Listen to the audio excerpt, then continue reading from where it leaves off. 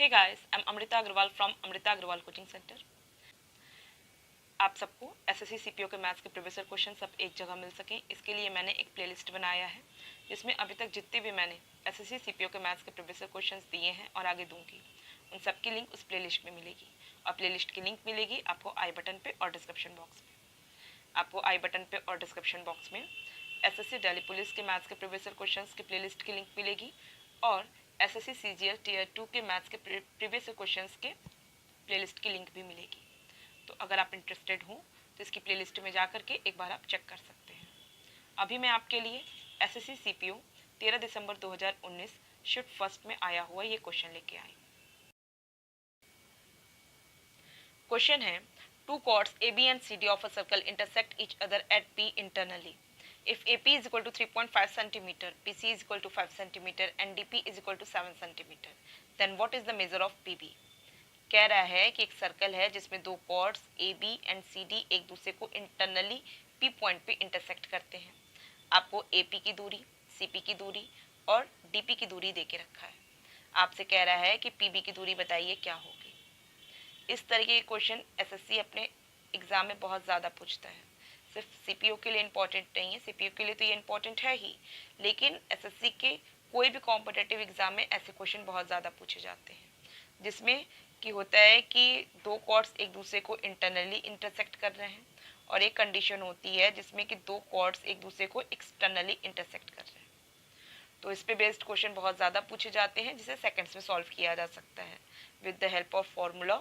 और इस फॉर्मूले को लर्न करने की कोई ज़रूरत नहीं है, एक बार आपके दिमाग में बैठ गया तो इसे बिल्कुल लर्न नहीं करना पड़ेगा।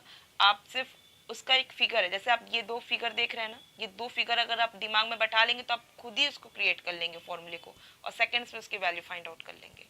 देखिए मैं आपको क्लियर करती हूँ, इस फॉर्मूले को समझा देती हूँ, जिससे कि इस तरह के क्वेश्चन जब आए आपके सामने तो आप इसकी सेकंड्स में वैल्यू फाइंड आउट कर पाएँ और ये फॉर्मूला आपके दिमाग में बैठा रहे, लर्न ना करना पड़े कुछ भी।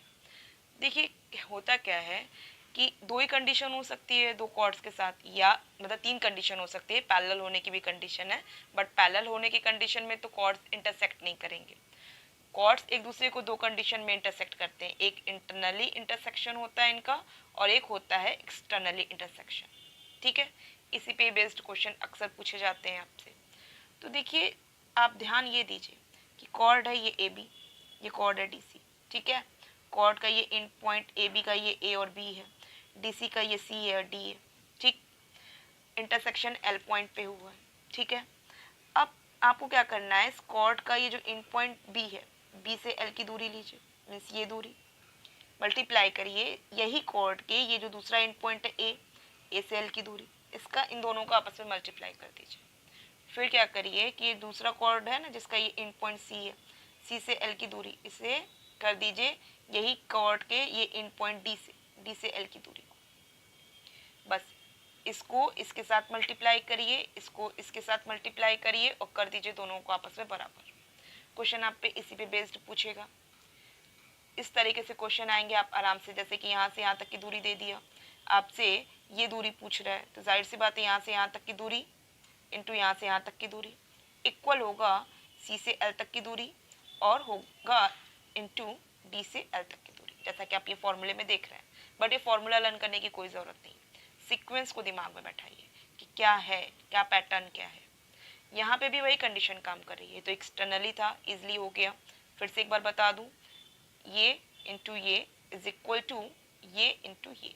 आई होप दिमाग में क्लियर बैठ चुका है फॉर्मूला। अब आप बस क्वेश्चन देखेंगे और क्वेश्चन देखते मान आपको दिमाग में ये क्लियर हो जाएगा कि इसका फॉर्मूला यही हो सकता है, इसका इसके साथ मल्टीप्लिकेशन इक्वल होगा इसका इसके साथ मल्टीप्लिकेशन। अब यहाँ इंटरनली इंटरसेक्ट कर रही है तो भी कंडीशन वही काम कर रही है। देखिए ये ए बी आप देख रहे हैं कॉर्ड और ये सी डी कॉर्ड देख रहे हैं। ठीक, ये जो ए बी कॉर्ड देखे हैं इसका एंड पॉइंट कॉर्ड का क्या है, ए और बी है। इंटरसेक्शन कहाँ हो रहा है, पी पॉइंट पे हो रहा है। तो एंड पॉइंट से इंटरसेक्शन पॉइंट के बीच की दूरी मीन्स ए पी।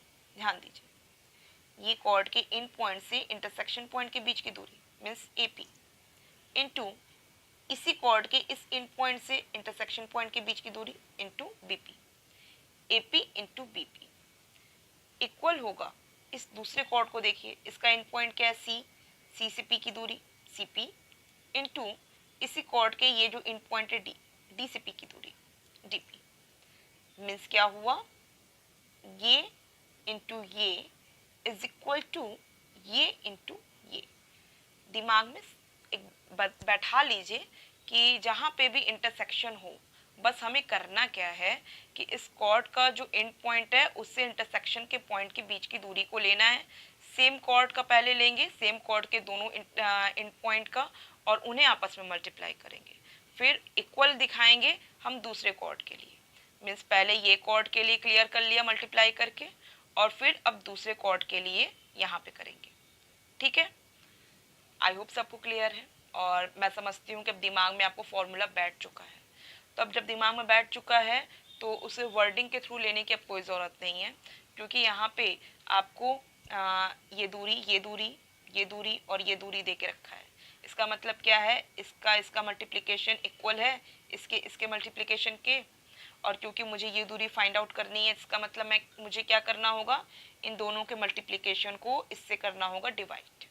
मीन्स मुझे क्या करना होगा, मुझे C P into P D divided by A P करना होगा। वर्डिंग में मैंने दिया कि आपको अच्छे से सब क्लियर समझ में आए, बाकी कुछ नहीं है। एग्जाम टाइम पे ये सब कुछ करने की ज़रूरत नहीं है। सीधे करिए 5 इंटू 7, इसका इसके साथ मल्टीप्लाई करिए, 3.5 से कर दीजिए डिवाइड, दैट्स इट। अब जाहिर सी बात है 7 5 35, 35 को 3.5 से डिवाइड करेंगे 10 आएगी value. Third option correct option है। अब आप समझ रहे हैं इसकी सेकंड्स में वैल्यू निकाली जा सकती है। इसी तरीके से मैं समझती हूँ कि इस क्वेश्चन की भी वैल्यू आप बहुत ईजिली निकाल लेंगे। ये x की वैल्यू आप फाइंड आउट करिए, और ये एज अ होमवर्क आपके लिए है।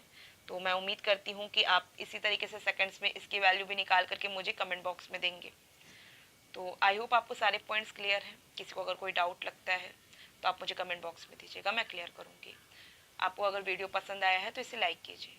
आपका जो भी इस वीडियो को लेकर रिव्यू है, मेरे समझाने का तरीका भी अगर आपको पसंद आया है, नहीं पसंद आया, जो भी आपका रिव्यू है आप मुझे कमेंट बॉक्स में दीजिए। और आप चाहते हैं कि मेरे अपकमिंग वीडियोस आप तक ईजिली पहुँचे, तो इसके लिए आपको मेरे चैनल को सब्सक्राइब करना होगा और बेल बटन दबाना होगा। Thank you.